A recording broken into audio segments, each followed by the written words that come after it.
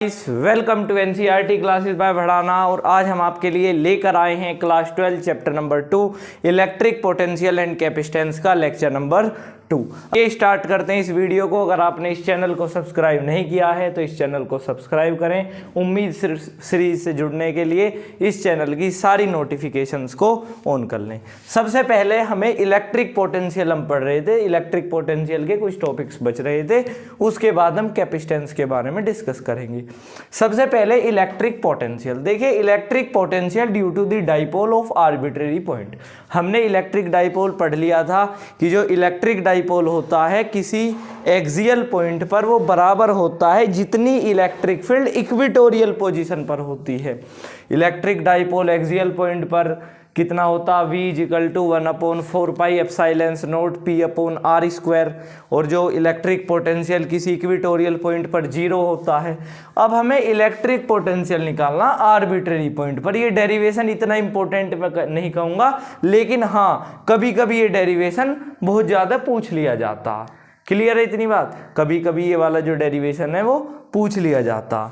सबसे पहले मेरे पास कोई डाइपोल है। डाइपोल का मतलब मेरे पास plus Q charge minus Q charge का कॉम्बिनेशन, और ये सेपरेट हो रहे हैं 2l डिस्टेंस है, यानी कि यहाँ पर भी l है और यहाँ पर भी l है।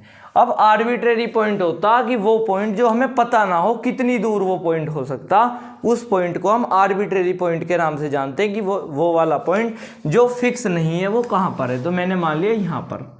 अब मुझे यहाँ पर P पॉइंट पर इलेक्ट्रिक पोटेंशियल निकालना है। तो सबसे पहले मैं क्या करूँगा, इस वाले पॉइंट को मिड पॉइंट बोलते हैं। मिड पॉइंट से P पॉइंट तक की दूरी R होती है, और प्लस क्यू चार्ज से P पॉइंट तक की दूरी R1, और माइनस क्यू चार्ज की वजह से R2। और जितनी भी ये कंस्ट्रक्शन की बातें हैं आप इन्हें अपने आप खुद लिख सकते हैं कि let us consider a dipole is made up of the two charges at the arbitrary point at point P we have to determine the electric potential at distance R1 R और R2। आप लिख सकते हैं। सबसे पहला हमारा जो step है वो पोटेंशियल हमें निकालना प्लस क्यू चार्ज की वजह से। अब प्लस क्यू चार्ज की वजह से जब हम पोटेंशियल निकालेंगे तो हमें पता होना चाहिए कि जो पोटेंशियल है वो किसी पॉइंट चार्ज की वजह से कितना होता है, 1/4 पाई एप्सिलॉन नॉट Q/r। यहाँ पर बहुत ज़्यादा कन्फ्यूजन रहता है। इलेक्ट्रिक फील्ड वाला फॉर्मूला लगा देते हैं Q/r² वाला, लेकिन हमें Q/r वाला लगाना है। तो 1/4 pi epsilon not Q/r। r कौन सा, इससे यहाँ तक की दूरी यानी कि R1। तो इसे मैं इक्वेशन नंबर 1 मान लूँ। पोटेंशियल माइनस क्यू चार्ज की वजह से 1/4 pi epsilon not minus Q, और उनके बीच का जो डिस्टेंस है R2। तो इसे मैं इक्वेशन नंबर 2 मान लूँ। अब आपको भी पता है कि नेट पोटेंशियल को निकालने के लिए, अगर आपको नेट पोटेंशियल निकालना है तो नेट पोटेंशियल को निकालने के लिए आपको दोनों को ऐड करना पड़ेगा कि V equal to V plus Q और V माइनस क्यू। तो 1/4 पाई एप्सिलॉन नॉट Q/r1 और माइनस के 1/4 pi epsilon not minus Q/r2। Clear है इतनी बात? अब हम क्या करें कि Q/4 पाई एप्सिलॉन नॉट हमने कॉमन ले लिया। यहाँ पर क्या बचा, 1/r1 और माइनस के 1/r2। क्लियर है? अब यहाँ पे मैं क्या लिख सकता हूँ कि Q/4 पाई एप्सिलॉन नॉट दोनों का प्रोडक्ट R1 और R2, यही तो आएगा, और ऊपर क्या आ जाएगा R1 माइनस R2। तो हमने पोटेंशियल निकाल लिया इतना। अब मुझे कुछ चीज़ें लेट करनी पड़ेंगी यहाँ पर। इस डेरिवेशन को कंप्लीट करने के लिए कुछ चीज़ें मुझे माननी पड़ेंगी। या तो आपने क्लास 11th की मैथमेटिक्स पढ़ रखी हो, जब आप इस डेरिवेशन को आगे कर सकते हैं, या कुछ चीज़ें आपको लेट करनी पड़ेंगी।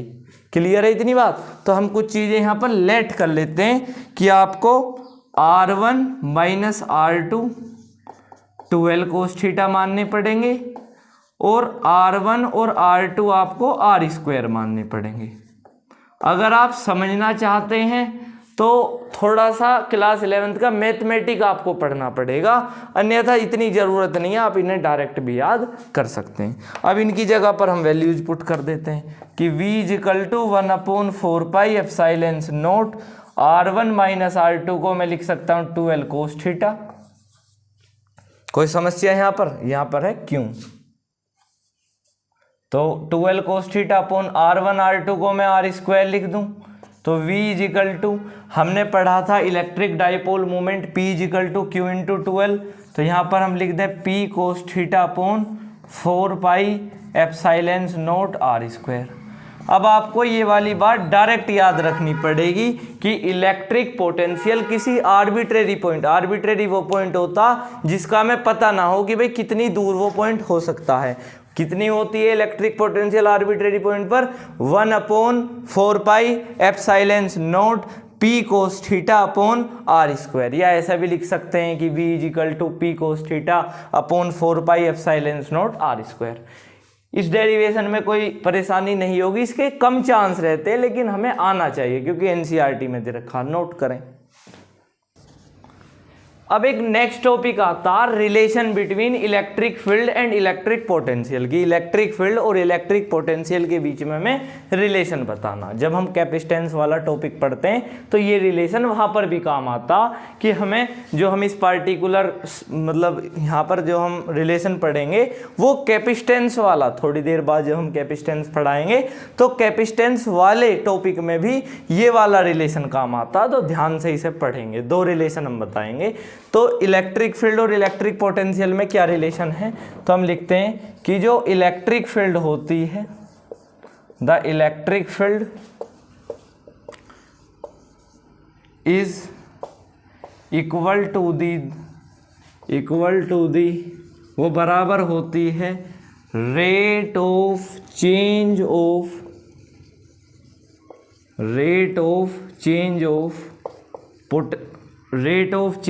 पोटेंशियल के, and is opposite equal to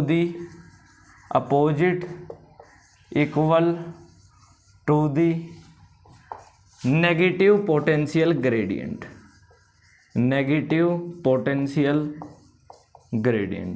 जो ये वाला आपने टॉपिक लिखा है ना, नेगेटिव पोटेंशियल ग्रेडियंट, मेरा तो मानना ये है कि अगर आप एग्जाम में एग्जामिनर की निगाह नेगेटिव पोटेंशियल ग्रेडियंट पे पड़ जाती है तो यही मार्क्स दे देता कि भाई हाँ इन्हें तो रिलेशन पता है, इलेक्ट्रिक फील्ड और इलेक्ट्रिक पोटेंशियल के बीच में इन्हें तो रिलेशन क्लियर है। तो इलेक्ट्रिक फील्ड और इलेक्ट्रिक पोटेंशियल के बीच में हम दो रिलेशन बताएंगे। सबसे पहला रिलेशन इलेक्ट्रिक फील्ड के अनुसार कि इज इक्वल टू -dV/dr। ये रिलेशन इतना इंपॉर्टेंट नहीं है जितना पोटेंशियल का रिलेशन इंपॉर्टेंट है, E.dr। ये वाला जो डेरिवेशन मतलब ये वाला जो रिलेशन है वो कैपेसिटेंस वाले टॉपिक में भी यूज होता। तो इलेक्ट्रिक फील्ड और इलेक्ट्रिक पोटेंशियल का रिलेशन क्या है कि जो इलेक्ट्रिक फील्ड है वो बराबर होती है rate of change of potential, D को बोलते हैं रेट ऑफ चेंज, तो rate of change of potential के, and is opposite is equal to the negative potential gradient D R के। तो ये रिलेशन है इलेक्ट्रिक फील्ड और इलेक्ट्रिक पोटेंशियल का, ये इलेक्ट्रिक फील्ड का और ये पोटेंशियल का। ये वाला डेरिवेशन ज़्यादा इंपॉर्टेंट है, मतलब ये वाला जो रिलेशन है वो काफ़ी इंपॉर्टेंट है, नोट करें। नेक्स्ट टॉपिक है इक्विपोटेंशियल सरफेसेस। इक्विपोटेंशियल सरफेसेस से भी ज़्यादा इंपॉर्टेंट है कि इक्विपोटेंशियल सरफेसेस की प्रॉपर्टीज क्या होती हैं। ज़्यादातर ये क्वेश्चन आता 2 मार्क्स में कि what is equipotential surfaces, equipotential surfaces क्या होते हैं, और right any 2 properties of equipotential surfaces. Equipotential surfaces की कोई 2 प्रॉपर्टीज बता दीजिए। हम इसमें 4-5 प्रॉपर्टीज आपको कराएंगे तो आप कोई सी भी 2-3 याद रेंडमली कर सकते हैं। तो इक्विपोटेंशियल सरफेसेस, इक्वी का मतलब होता है इक्वल और पोटेंशियल का मतलब होता है पोटेंशियल। तो हर एक वो surface, any surface which have the value of potential, which have the value of potential is same is called as equipotential surfaces, is called as equipotential surfaces। हर एक वो सरफेस जहां पर पोटेंशियल की वैल्यू बराबर है या पोटेंशियल की value same है, हम उसे इक्विपोटेंशियल सरफेस के नाम से जानते हैं। जहां पर पोटेंशियल की वैल्यू सेम है, हर एक वो सरफेस इक्विपोटेंशियल सरफेसेस कहलाया जाता है, या हम उसे इक्विपोटेंशियल सरफेसेस कहते हैं। इक्विपोटेंशियल सरफेसेस की सबसे इंपॉर्टेंट प्रॉपर्टीज है कि work done in moving A charge, work done in moving A charge, moving A charge in equipotential surfaces, in equipotential surfaces is zero. अब इसका मतलब क्या है, देखिए अगर आपको इक्विपोटेंशियल सरफेसेस की ये प्रॉपर्टीज आती है तो आप कम से कम 1-2 क्वेश्चन भी आराम से कर देंगे।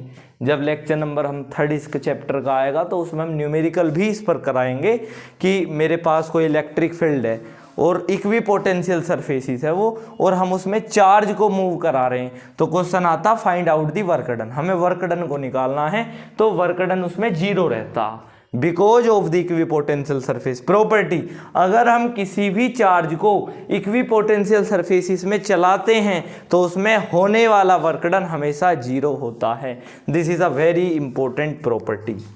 Property number 2, electric field intensity, electric field intensity and electric force, and electric force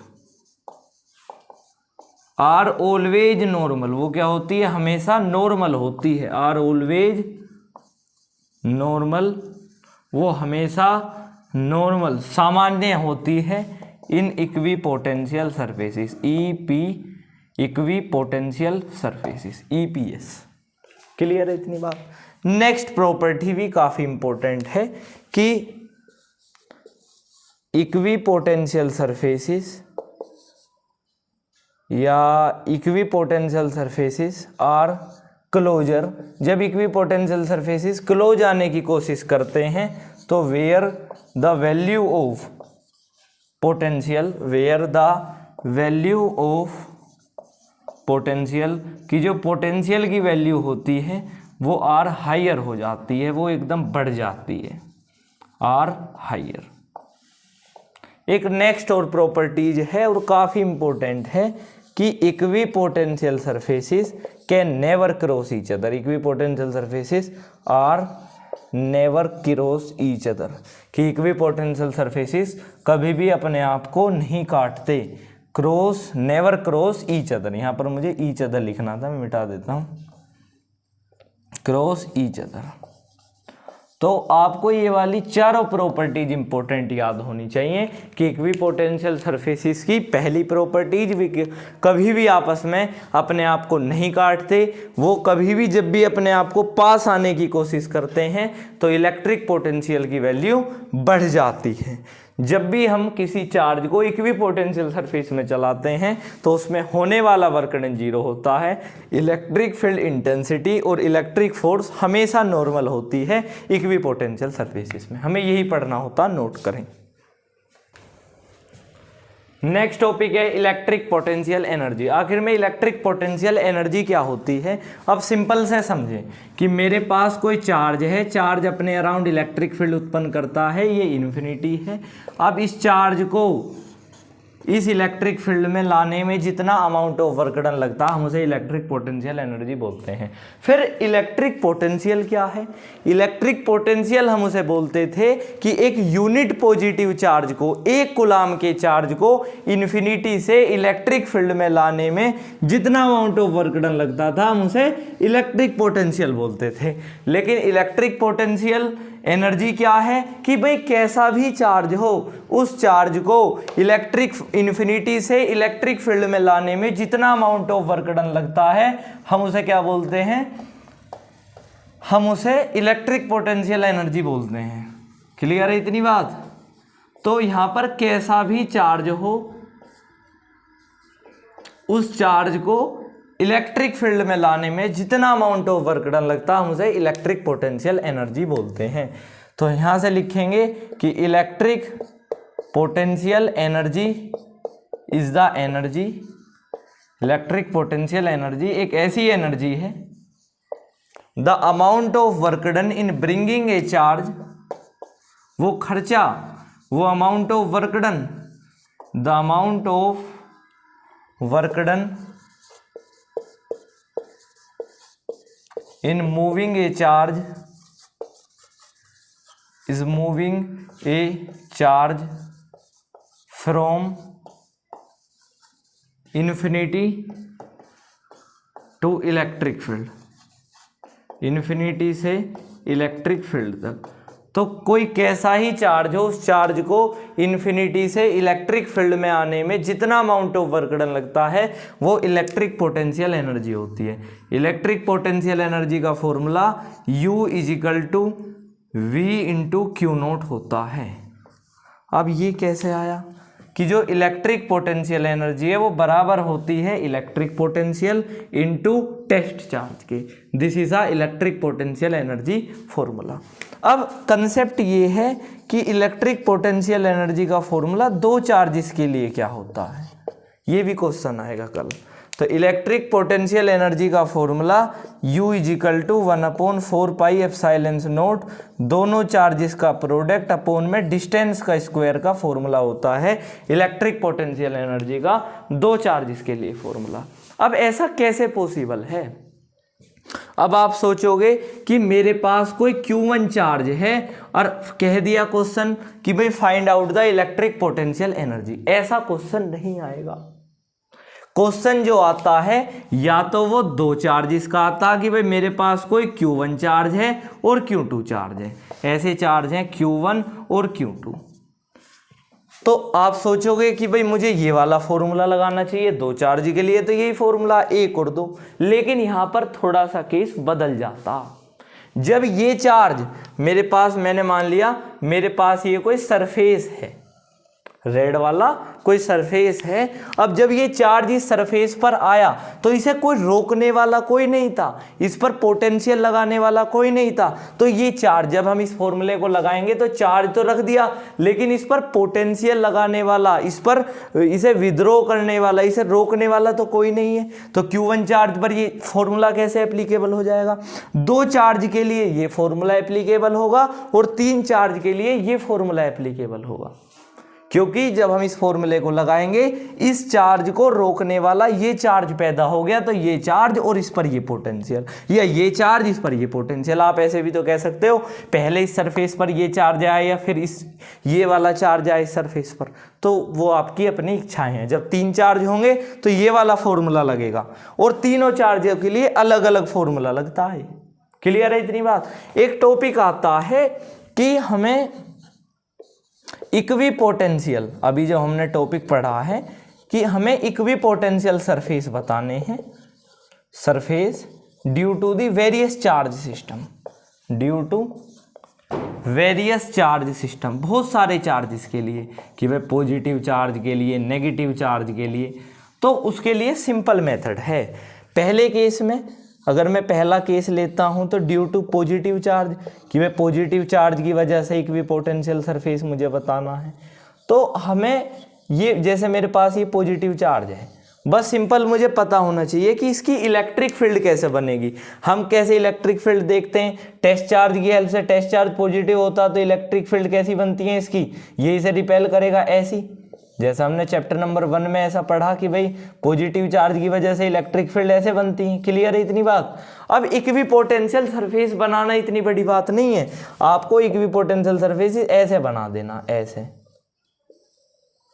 बस ध्यान रखें बोर्ड पे हम थोड़ा सा सही नहीं बना पा रहे हैं, तो बस आपको ध्यान रखना कि ये वाला और ये वाला, इनके बीच में जो स्पेस है वो सेम रहना चाहिए और हम इसे ही इक्वी पोटेंशियल सरफेस बोलते हैं। दूसरा केस आ जाता है कि due to the equal and opposite charges, equal and opposite charges की वजह से इक्वी पोटेंशियल सरफेस मुझे बताना है।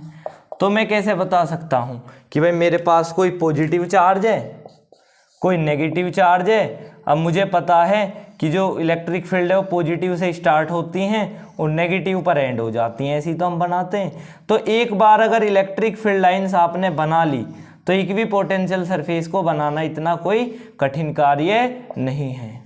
जब आपने बना ली तो इक्विपोटेंशियल सरफेसेस आप ऐसे बना देना है आपको। बस ध्यान आपको एक ही बात का रखना, मैं दोबारा आपको बात रिपीट कर रहा हूं कि इन दोनों सरफेस के बीच में ये है इक्विपोटेंशियल सरफेस, लेकिन इनके बीच का जो स्पेस है वो आपको सेम ही रखना है। इस बात का ध्यान रखना पड़ेगा कि इन दोनों के बीच में जो इक्विपोटेंशियल सरफेस जब हम बना रहे हैं, इनके बीच का, दोनों के बीच का जो स्पेस है वो आपको सेम रखना पड़ता। क्लियर है इतनी बात। एक थर्ड केस आता कि भाई मुझे इक्विपोटेंशियल सरफेस बताना है due to the uniform electric field की वजह से। ये भी क्वेश्चन आए हैं, यूनिफॉर्म इलेक्ट्रिक फील्ड की वजह से, इलेक्ट्रिक फील्ड की वजह से। अब इक्विपोटेंशियल सरफेस आपको ऐसा बनाना पड़ेगा कि यूनिफॉर्म रहे इलेक्ट्रिक फील्ड। जब आपको इक्विपोटेंशियल सरफेस बनाना तो आप ऐसे बना सकते हैं,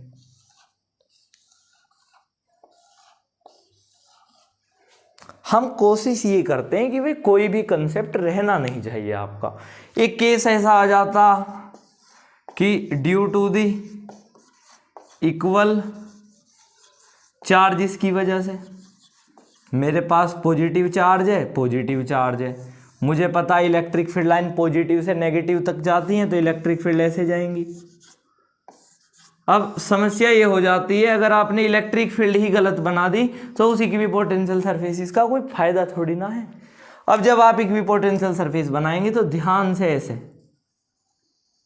आपने ऐसे इक्विपोटेंशियल सरफेस बना दिया ऐसे, बस ध्यान ये रखें कि इनके बीच का, मैं दोबारा रिपीट कर रहा हूं, ये है इक्विपोटेंशियल सरफेसेस, इनके बीच का जो स्पेस है वो हमेशा सेम रहे। अब तो ये बात रट भी गई होगी आपके। क्लियर है इतनी बात, नोट करें।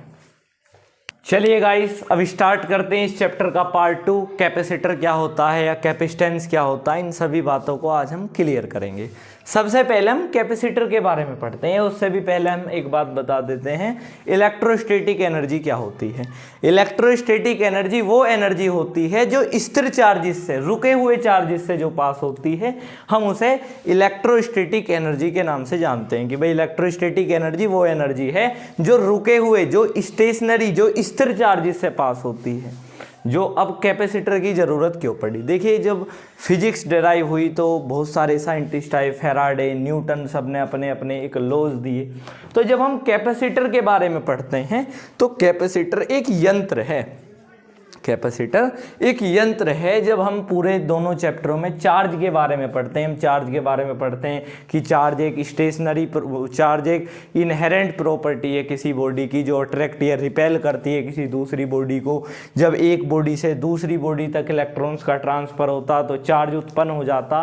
लेकिन हमारा मेन पर्पस ये रहता है कि आखिर में वो कौन सी चीज़ है जो चार्ज को स्टोर कर दे, उस चीज़ का नाम आता कैपेसिटर, कि वो कौन सा यंत्र है जो चार्ज को स्टोर करने का काम करता है। तो जब बहुत सारे साइंटिस्ट आए तो उन्होंने डिस्कवरी करी, उन्होंने देखा कि अगर मैं दो कंडक्टर के बीच में एक इंसुलेटर रखते हैं तो चार्ज स्टोर हो जाता। तो कैपेसिटर क्या होता है, कॉम्बिनेशन ऑफ,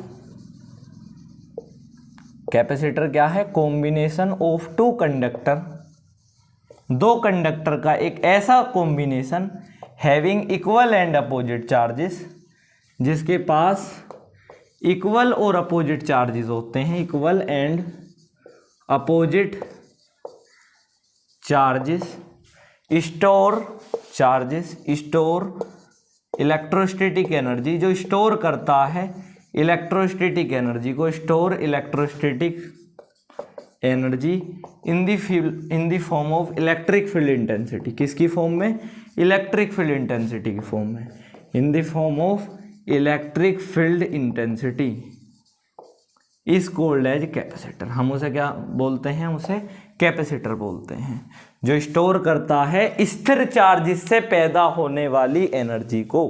तो चार्ज को स्टोर करने के लिए कैपेसिटर की ज़रूरत हुई। अब इसमें चार्ज कहाँ स्टोर हो रहा है?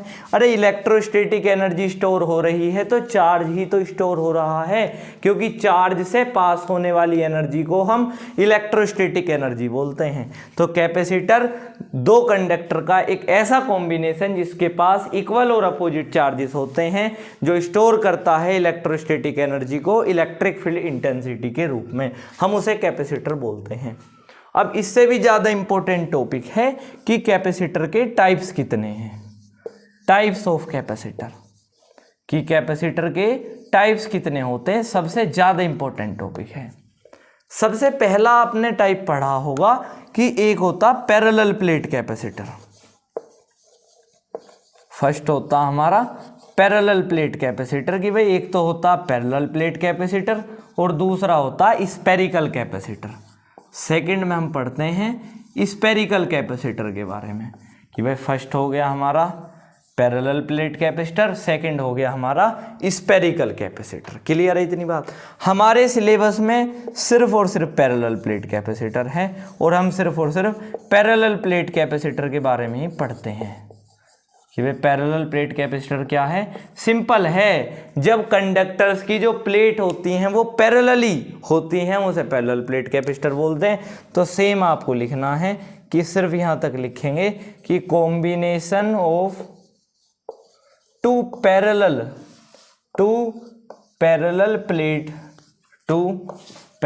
Plate capacitor, parallel plate conductor कि जो कंडक्टर्स की जो प्लेट होती हैं वो पैरेलली हो जाती हैं, इक्वल एंड अपोजिट चार्जेस, उनके पास इक्वल और अपोजिट चार्जेस होता है। चार्जेस वो स्टोर करती हैं इलेक्ट्रोस्टैटिक एनर्जी, बिल्कुल सेम ऊपर वाली लाइन लिखेंगे कि वो स्टोर करती है electrostatic energy, EST electrostatic energy in the form of electric field intensity. किसकी फॉर्म में? इलेक्ट्रिक फील्ड इंटेंसिटी की फॉर्म में, in the form of electric field intensity. हम उसे पैरेलल प्लेट कैपेसिटर के नाम से जानते हैं। अभी नेक्स्ट वाली स्लाइड पे हम आपको पैरेलल प्लेट कैपेसिटर को बनाकर भी दिखाएंगे। उसके बाद एक टॉपिक आता कैपेसिटेंस। चैप्टर का नाम ही कैपेसिटेंस है, तो अभी हम कैपेसिटेंस के बारे में जानते हैं। देखिए ज़्यादातर क्वेश्चन ऐसे भी आते हैं कि what is a unit of capacitor, कि कैपेसिटर की यूनिट क्या है, लेकिन आपको बताना है कि कैपेसिटेंस इज अ डिवाइस, और डिवाइस की कोई भी यूनिट नहीं होती, device is a unitless quantity. अब कैपेसिटेंस की यूनिट क्या होती है? Capacitance is a property of capacitor. Capacitance क्या है? कैपेसिटर की प्रॉपर्टी को, is a property of capacitor. Capacitor की प्रॉपर्टी को हम कैपेसिटेंस के नाम से जानते हैं। और कैपेसिटेंस का फॉर्मूला क्या होता है? तो हम ऐसा लिखते हैं कि कैपेसिटेंस जो होता है, the capacitance is equal to, कि जो कैपेसिटेंस होता है वो बराबर होता है, is equal to the ratio of charge, charge के रेशो के, ratio of charge per unit potential, per unit potential is called as capacitance. C is equal to q upon v, बड़ा फेमस फॉर्मूला है और इसकी unit farad होती है। Its unit is farad. मैं यहाँ पर लिख देता हूँ कि इसकी यूनिट जो है वो फैरेड होती है, और आप यहाँ पे लिख लेंगे कि 1 माइक्रोफैरेड को हम चेंज करते हैं 10⁻⁻⁶ फैरेड में। क्वेश्चन आते हैं कि हमें, जैसे एग्जाम्पल में मैं ले लेता हूँ, मेरे पास 2 माइक्रोफैरेड हो गया, तो मैं इसे चेंज कैसे करूँगा? 2 × 10⁻⁻⁶ फैरेड में, क्योंकि कैपेसिटेंस की एक फंडामेंटल जो यूनिट है वो फैरेड है। नोट करें। चलिए गाइस स्टार्ट करते हैं। मैं इस डेरिवेशन को काफ़ी इंपॉर्टेंट डेरिवेशन मानता हूं कि relation between electric field intensity, distance between the plates end voltage between the parallel plate capacitor. हमारे पास एक पैरेलल प्लेट कैपेसिटर है जिसके बीच में हमें एक रिलेशन बताना है, electric field intensity, voltage drop and distance between the plates of parallel plate capacitor. मैं एक पैरेलल प्लेट, पहले तो मैं आपको बता देता हूं कि ये क्वेश्चन CBSE के 2016 और 18 में पूछा गया है। ज़्यादातर एग्जामिनर इस क्वेश्चन को पूछते हैं कि हमें रिलेशन बताना है electric field intensity voltage drop between the plates and parallel plate capacitor के बीच में। सबसे पहले मैं आपको पैरेलल प्लेट कैपेसिटर बना के दिखाता हूं कि पैरेलल प्लेट कैपेसिटर कॉम्बिनेशन होता है इक्वल एंड अपोजिट चार्जेस का, कि भाई मेरे पास दो प्लेट्स हैं, इधर पॉजिटिव चार्ज और इधर नेगेटिव चार्ज। इस प्लेट को मैं नाम दे देता हूं H, इस प्लेट को मैं नाम दे देता हूं K। जब हम इसे बैटरी से अटैच करते हैं तो बैटरी से अटैच करने के बाद इसके अंदर इलेक्ट्रिक फील्ड इंटेंसिटी जनरेट हो जाती है, जिसका मैं नाम दे देता हूं A। और ये बात भी आपको पता होनी चाहिए कि इन दोनों प्लेट के बीच की डिस्टेंस को हम मान लेते हैं D। कोई समस्या यहां तक नहीं है। सबसे पहले मैं आपको बता देना चाह रहा हूं, जब मैंने थोड़ी सी आप वीडियो को पीछे करेंगे तो हमने एक रिलेशन बताया था कि इलेक्ट्रिक फील्ड और इलेक्ट्रिक पोटेंशियल के बीच में एक रिलेशन होता है। एज यू नो, हम जानते हैं इस रिलेशन को कि V equal to minus integration E dot d r. बताया था या नहीं बताया था? बताया था। जब हम इसे सोल्व करते हैं तो ये आ जाता माइनस का integration D R cos theta. जब हम लिखते हैं कि जो थीटा है, जब हम थीटा को 180 मानते हैं तो कोस 180 की वैल्यू होती है -1, माइनस माइनस प्लस, तो ये आ जाता है ई डी आर। क्लियर है? यहां पर कोस 180 करेंगे, कोस 180 -1 और माइनस माइनस प्लस, तो इंटीग्रेशन ई डी आर। अब इलेक्ट्रिक फील्ड को हम कांस्टेंट मान लें, इलेक्ट्रिक फील्ड इंटेंसिटी को डी आर का इंटीग्रेशन करेंगे। अब electric field intensity H plate से लेकर K प्लेट तक है, H से K, H से K, H से K और H प्लेट से K प्लेट तक। जब हम डी आर का इंटीग्रेशन करेंगे तो डी आर का इंटीग्रेशन आएगा R, और इंटीग्रेशन कर कर वैल्यूज पीछे हम रखते हैं, तो ये आ जाएगा E। R की वैल्यू, जो ये R हमने प्लेट ले रखी है, K से H प्लेट के बीच की डिस्टेंस को हम बोलते हैं D। तो V equal to E d, ये रिलेशन काफ़ी पूछा जाता है इलेक्ट्रिक फील्ड, मतलब पैरेलल प्लेट कैपेसिटर की इलेक्ट्रिक फील्ड इंटेंसिटी, वोल्टेज और distance between the plates of parallel plate capacitor. काफ़ी इंपॉर्टेंट ये डेरिवेशन है और बार बार ये पूछा भी जाता है। V equal to E d याद रखेंगे। अभी हम नेक्स्ट डेरिवेशन कराएंगे, काफ़ी इंपॉर्टेंट है। नेक्स्ट डेरिवेशन काफ़ी इंपॉर्टेंट है कि हमें इलेक्ट्रिक फील्ड इंटेंसिटी निकालनी है पैरेलल प्लेट कैपेसिटर की वजह से। तो मैंने मान ली कि मेरे पास ये कोई दो पैरेलल प्लेट्स हैं, ये प्लेट्स पॉजिटिव है, ये प्लेट्स नेगेटिव है। मैंने इस प्लेट को लेट कर लिया, ये प्लेट सिग्मा K है और ये सिग्मा H है। तो आपको ये वाली बातों को लेट करना पड़ता है, आप कंस्ट्रक्शन का वर्क कर लें। तो आपने पढ़ी होगी, जब आपने गॉस थ्योरम हमने पढ़ाई थी आपको चैप्टर नंबर 1 में, तो आपने गॉस थ्योरम की एक एप्लीकेशन पढ़ी होगी कि हम जब इलेक्ट्रिक फील्ड किसी चार्ज प्लेट सीट के लिए बताते हैं या चार्ज प्लेन सीट के लिए बताते हैं तो E is equal to sigma upon epsilon not. तो ये प्लेट क्या है? Sigma K। तो इसे इक्वेशन नंबर 1 मान लूँ। दूसरी EH के लिए है या EK के लिए हमने निकाली है, तो EK के लिए, EH के लिए sigma H upon epsilon not. ये फॉर्मूला है, आपको याद रखना पड़ेगा। अब जब हमें नेट इलेक्ट्रिक फील्ड इंटेंसिटी निकालनी है तो मैं दोनों का क्या कर दूं? दोनों को जोड़ दूं। तो जब हम दोनों को जोड़ेंगे तो क्या होगा? E is equal to sigma K upon epsilon not plus में sigma H upon epsilon not. तो E इजिकल टू, इनका इक्वल मैग्नीट्यूड है, इक्वल पोटेंशियल है, तो मैं इन्हें 2 सिग्मा लिख दूं अपॉन एप्सिलॉन नॉट, 2 सिग्मा, 2 से 2 कैंसिल, तो E is equal to sigma upon epsilon not.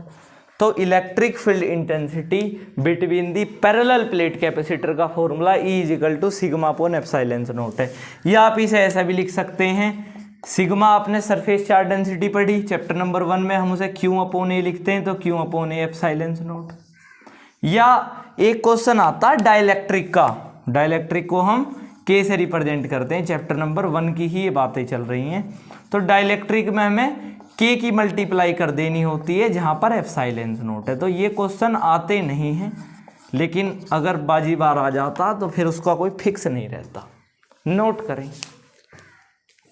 चलिए गाइस स्टार्ट करते हैं। Capacitance between the parallel plate capacitor, कि हमारे पास कोई पैरेलल प्लेट कैपेसिटर है और उसके बीच में हमें कैपेसिटेंस निकालना है। जैसा मैं जानता हूँ, आपके अगर स्कूल में या कहीं भी आपने कोई टेस्ट सीरीज ज्वाइन करी होगी, तो जब भी आप चैप्टर नंबर 2 का टेस्ट देते होंगे तो ये शायद आपने डेरिवेशन एक आध टेस्ट में देखा होगा कि हमें मेरे पास कोई पैरेलल प्लेट कैपेसिटर है। अब तो एक्सपीरियंस हो गया होगा आपको कि दो कंडक्टर को पैरेलली बनाना है और उनके बीच में आपको क्या निकालना है, उनके बीच में आपको कैपेसिटेंस निकालना है। ये इलेक्ट्रिक फील्ड इंटेंसिटी जनरेट हो गई है E, ये प्लेट H है, ये प्लेट K है, इनके बीच का डिस्टेंस D है। तो ये मेरे पास कोई पैरेलल प्लेट कैपेसिटर है, इनके बीच का कैपेसिटेंस निकालना। तो ये काफ़ी इंपॉर्टेंट डेरिवेशन है और आ जाता हर साल ही। तो C = Q/V, ये फॉर्मूला मैं जानता हूँ कैपेसिटेंस का, क्लियर है। अभी हमने फॉर्मूला पढ़ा V = ED, प्रीवियस स्लाइड पे relation between the voltage, electric field intensity, distance between the parallel plate capacitor अभी हमने पढ़ा। बट हम जानते हैं कि जो इलेक्ट्रिक फील्ड इंटेंसिटी होती है पैरेलल प्लेट कैपेसिटर के बीच में E = Q/ε0, ये जब भी सीरीज वाइज ही डेरिवेशन कराए जाते हैं जिनसे आपको ये वाली प्रॉब्लम ना हो, कोई समस्या यहाँ तक नहीं है। अब मैं इसे यहाँ पर पुट करूँगा तो V = क्या आ जाएगा, जब मैं E की वैल्यू यहाँ पर पुट करूँगा तो QD/ε0, इसे मैं इक्वेशन नंबर 2 मान लेता हूँ। तो from equation first and second, पहली और दूसरी इक्वेशन के अनुसार क्या आ जाएगा फॉर्मूला, जब हम कंबाइन करेंगे पहली दूसरी इक्वेशन का मतलब होता है इक्वेशन नंबर सेकंड को पहली में पुट करिए। तो V की वैल्यू क्या हो जाएगी, QD/ε0, Q से Q कैंसिल, तो C = क्या आ जाएगा, C = A/ε0। यहाँ पर हम लिखते हैं जैसे हमने यहाँ पर लिखा कि C = Q/V, और V का फॉर्मूला क्या होता है, V = ED, और E का फॉर्मूला क्या होता है, E = Q/ε0। जब हम V की जगह पर रखते हैं तो V = जैसे हमने यहाँ पर रखा कि V = E की जगह पर जब हम रखेंगे QD/ε0, कोई समस्या है यहाँ तक। इस इक्वेशन को हमें यहाँ पर रखना है, तो हम जब रखेंगे कि Q/QD/ε0, तो C का फॉर्मूला क्या आ जाता है, A/ε0/D, A/ε0/D। यहाँ पर A और आना चाहिए था, कैसे आना चाहिए था, अच्छा, जो इलेक्ट्रिक फील्ड इंटेंसिटी हमने यहाँ पर निकाली है, देखिए इतना एक्सपीरियंस हो रहा कि डायरेक्ट हमें याद रहता। तो ध्यान रखें कि जो इलेक्ट्रिक फील्ड इंटेंसिटी हमने अभी निकलवाई थी उसका फॉर्मूला Q/A/ε0 है। जब हम इसकी जगह पर यहाँ वैल्यू पुट करेंगे तो ये आ जाएगी QD/A/ε0। जब इसकी हम यहाँ पर वैल्यू पुट करेंगे तो C = A/ε0/D, इसका कैपेसिटेंस आ जाएगा between the parallel plate capacitor के बीच में। एक क्वेश्चन आता है कि फैक्टर्स, हमें वो फैक्टर्स बताने हैं जिन पर कैपेसिटेंस डिपेंड करता है, capacitance of a capacitor between parallel plate capacitor, between parallel plate capacitor, PPC, parallel plate capacitor. सबसे पहला वो डिपेंड करता है डाइलेक्ट्रिक कांस्टेंट पे, कि कैपेसिटेंस डाइलेक्ट्रिक कांस्टेंट पर डिपेंड करता। दूसरा एरिया पर डिपेंड करता है। तीसरा इन्वर्सली प्रोपोर्शनल होता है डिस्टेंस की, कि वो कौन कौन से फैक्टर्स हैं जिन पर कैपेसिटेंस कैपेसिटर का, पैरेलल प्लेट कैपेसिटर का कैपेसिटेंस किन किन बातों पर डिपेंड करता है। तो डिस्टेंस, एरिया और इन्वर्सली प्रोपोर्शनल, सबसे पहला डाइलेक्ट्रिक कांस्टेंट, तो यहाँ पर मुझे क्या लिखना था, K। तो डाइलेक्ट्रिक कांस्टेंट, एरिया और इन्वर्सली प्रोपोर्शनल डिस्टेंस के। एक क्वेश्चन आता था पहले कि हमें हमें लिखना होता है यहाँ पर कि energy store between the parallel plate capacitor, PPC, parallel plate capacitor के बीच में। अब की बार जो सीबीएसई का लेटेस्ट सिलेबस आया उसमें सिर्फ हमें फॉर्मूला पता होना चाहिए, एनर्जी स्टोर्ड का फॉर्मूला पता होना चाहिए between the parallel plate capacitor. उस पर पहले डेरिवेशन भी कराए जाते थे। तो इसके 3 फॉर्मूले याद आप रख सकते हैं, कोई सा भी आप यूज करेंगे आंसर सबके सेम है। हाफ CV² आप याद रख लें, या सेकंड हाफ QV आप याद रख लें, या थर्ड E=Q²/2E आप याद रख लें। तो E इसमें इलेक्ट्रिक फील्ड इंटेंसिटी है, तीनों ही फॉर्मूले इंपॉर्टेंट है। पहले इस पे डेरिवेशन कराया जाता था, अब तो डायरेक्ट आएगा कि what is the energy stored between the capacitor. तो कोई सा फॉर्मूला लगाएं और फाइंड आउट कर लें। न्यूमेरिकल कराएंगे जब और समझ में आएगा, नोट करें। क्या है तो इट इज डिफाइन एज, हम इसे डिफाइन करते हैं as the ratio of electric energy to the volume. हम इसे क्या बोलते हैं, इलेक्ट्रिक एनर्जी डेंसिटी। कि इलेक्ट्रिक एनर्जी और वॉल्यूम के रेशो को हम इलेक्ट्रिक एनर्जी डेंसिटी बोलते हैं। हम इसे UE से डिनोट करते हैं। तो UE का फॉर्मूला क्या हो गया, electric energy upon volume of capacitor. Clear है इतनी बात, कोई दिक्कत यहाँ तक नहीं होगी। अब इलेक्ट्रिक एनर्जी का फॉर्मूला मैंने आपको 3 फॉर्मूले बताए, आप कोई सा ही नोट कर लें कि U मैंने हाफ CV² कर लिया, volume of capacitor area into distance. जब आप इसे नेक्स्ट सोल्व करेंगे तो U half C capacitance between the parallel plate capacitor A∈0 upon D V² upon A into D. जब आप इसे सोल्व करेंगे, यहाँ पर थोड़ा स्पेस कम है, तो U आपका आ जाता है हाफ E²/0। तो ये फॉर्मूला है इलेक्ट्रिक एनर्जी डेंसिटी का, कोई भी पूछ लेता है इसे, इलेक्ट्रिक एनर्जी डेंसिटी का फॉर्मूला बताइए of the parallel plate capacitor का, या what is electric energy density. तो electric energy density is a ratio of electric energy to the volume. U से हम इसे डिनोट करते हैं। इसका फॉर्मूला क्या आता है कि U हाफ E²/0। एक टॉपिक आता था पहले, इस पर डेरिवेशन बहुत ज़्यादा आता था, तो लेकिन अब की बार ये कट गया है कि हमें कैपेसिटेंस निकालना है डाइलेक्ट्रिक स्लैब की वजह से। डाइलेक्ट्रिक स्लैब होता है, डाइलेक्ट्रिक कांस्टेंट नहीं। डाइलेक्ट्रिक स्लैब का मतलब है कि पैरेलल प्लेट के बीच में कुछ भर जाना, डाइलेक्ट्रिक स्लैब। तो इसका फॉर्मूला होता C ये आता है A∈0 D - T + T/K। Note करें इसे, T आता टाइम, K आता dielectric constant, D distance, A area, ε0 की वैल्यू फिक्स है, नोट करें। चलिए गाइस स्टार्ट करते हैं। टॉपिक है कॉम्बिनेशंस ऑफ कैपेसिटर। हम कैपेसिटर्स को कैसे जोड़ते हैं। सबसे पहला आपने क्लास 10th में पढ़ लिया होगा कि हम रेजिस्टेंस को कैसे जोड़ते हैं। हमें यहाँ पर पढ़ना कि हम कैपेसिटर्स को कैसे जोड़ते हैं। क्लियर है। तो हम कैपेसिटेंस को 2 तरह से जोड़ सकते हैं। सबसे पहला आ जाता हमारा सीरीज कॉम्बिनेशन और सेकंड आ जाता हमारा पैरेलल कॉम्बिनेशन। सेकंड वाला क्या है, पैरेलल कॉम्बिनेशन। तो नंबर 1 तरह से हम सीरीज की तरह जोड़ सकते हैं या सेकंड पैरेलल कॉम्बिनेशन। अब आपने ऐसा ही क्लास 10th में रेजिस्टर्स के साथ पढ़ा होगा कि हम रेजिस्टर्स को भी सीरीज कॉम्बिनेशन में या पैरेलल कॉम्बिनेशन में जोड़ सकते हैं। सबसे पहले मुझे सीरीज कॉम्बिनेशन का कैपेसिटर्स के लिए फॉर्मूला निकालना है, सीरीज कॉम्बिनेशन का। तो सीरीज कॉम्बिनेशन कौन सा कॉम्बिनेशन होता है, जब कैपेसिटर्स, या आप ऐसे बोल सकते हो series combinations of capacitor, combinations बी आएगा यहाँ पर, combinations of capacitors are connected, जब कैपेसिटर कनेक्टेड होते हैं end to end, are connected end to end, हम उन्हें क्या बोलते हैं, हम उन्हें सीरीज कॉम्बिनेशन के नाम से जानते हैं। इनकी प्रॉपर्टीज क्या हैं, सीरीज कॉम्बिनेशन में क्या होता है कि जो चार्ज है, चार्ज आर सेम, जो चार्ज है वो सेम होता है ऑन ईच कैपेसिटर पर, हर कैपेसिटर के लिए जो चार्ज है वो सेम होता है।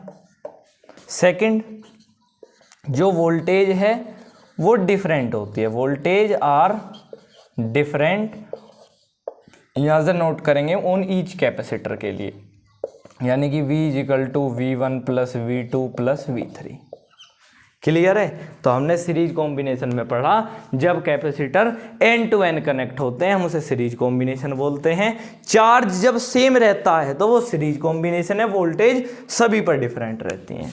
तो सीरीज कॉम्बिनेशन ऐसे होते हैं, कैपेसिटर जब ऐसे जुड़े होते हैं, एंड टू एंड, जब एंड टू एंड जब सिरे से जुड़े होते हैं हम उन्हें क्या बोलते हैं? उन्हें सीरीज कॉम्बिनेशन के नाम से जानते हैं।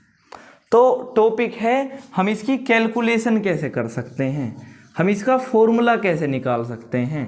कैलकुलेशन ऑन इक्विवेलेंट कैपेसिटेंस, हम इसका पार्टिकुलर फॉर्मूला कैसे फाइंड आउट कर सकते हैं।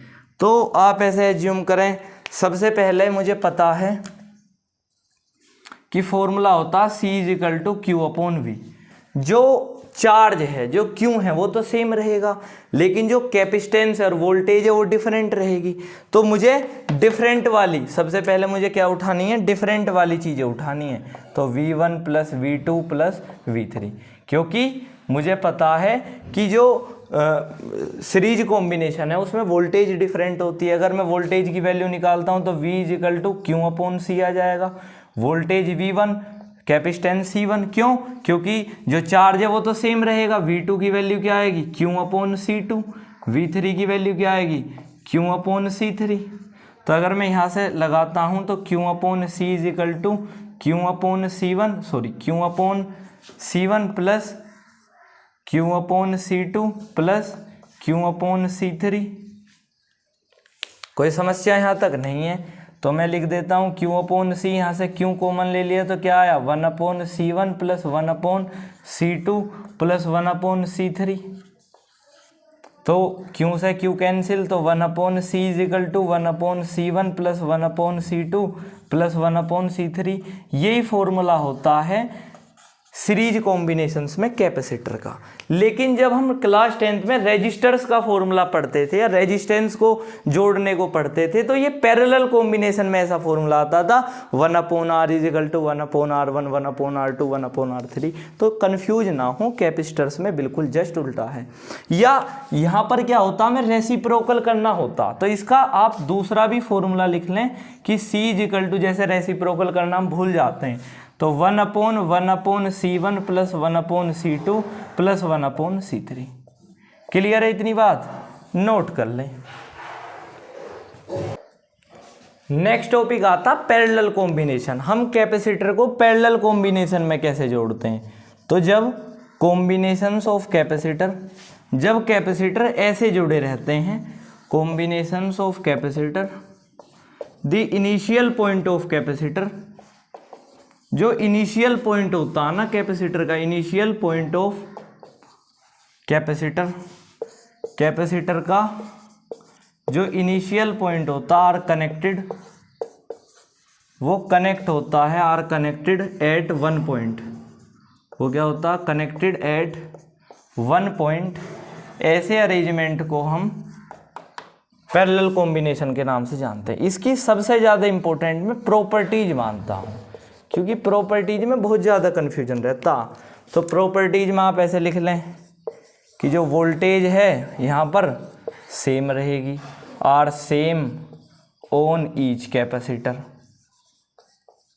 जो वोल्टेज रहेगी वो हर कैपेसिटर के लिए सेम रहेगी, लेकिन जो चार्ज है वो डिफरेंट रहेगा।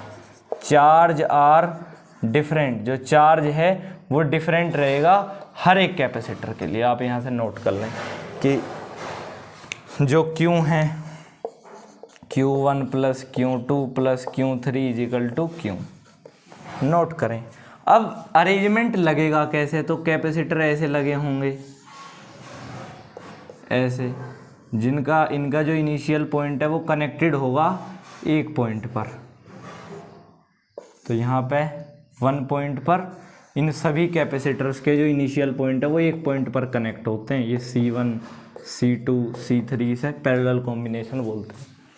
अब हमें कैलकुलेशन करनी है, इसका फॉर्मूला फाइंड आउट करना, कैलकुलेशन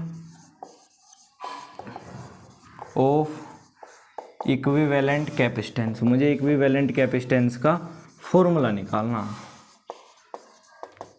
ठीक है, आप आगे लिख लेंगे इसे। तो मुझे पता डिफरेंट क्या, जो चीज़ डिफरेंट है वो मुझे पहले लिखनी है, Q1 + Q2 + Q3। तो C = QV हमने फॉर्मूला पढ़ा, यही तो हमने फॉर्मूला पढ़ा। अब जो चीज़ डिफरेंट है वही मुझे यहाँ पर निकालनी, क्योंकि जो चार्ज है वही तो सबका अलग अलग है, वोल्टेज अब की बार सबकी सेम होगी। तो Q = CV, वोल्टेज, कैपेसिटेंस भी अलग और वोल्टेज भी अलग। Q = C2V2, Q Q1 = voltage क्या रहेगी, सबकी सेम रहेगी, Q2 और Q3 वोल्टेज सेम रहेगी, चार्ज डिफरेंट रहेगा। तो जो चीज़ डिफरेंट है वही हमें प्रूफ करनी है। तो C1V + C2V + C3V। तो हम इसमें क्या करेंगे, CV = C को कॉमन ले लें, V को कॉमन ले लें, तो क्या बचेगा, C1 + C2 + C3। तो V से V को काट दें तो C का फॉर्मूला क्या आया, कैपेसिटेंस को हम पैरेलल कॉम्बिनेशन में एज इट इज जोड़ देते हैं, C2 + C3। अब ये वाला फॉर्मूला जब हम क्लास 10th में रेजिस्टेंस के बारे में पढ़ते थे तो ये सीरीज कॉम्बिनेशन का फॉर्मूला था, जो हमें यहाँ पर पैरेलल कॉम्बिनेशन में पढ़ना होता। अब हमें दो फॉर्मूले और पढ़ने होंगे, मैं यहाँ पर ही लिख देता हूँ। एक फॉर्मूला होता है रीडिस्ट्रीब्यूशन ऑफ चार्ज का, रीडिस्ट्रीब्यूशन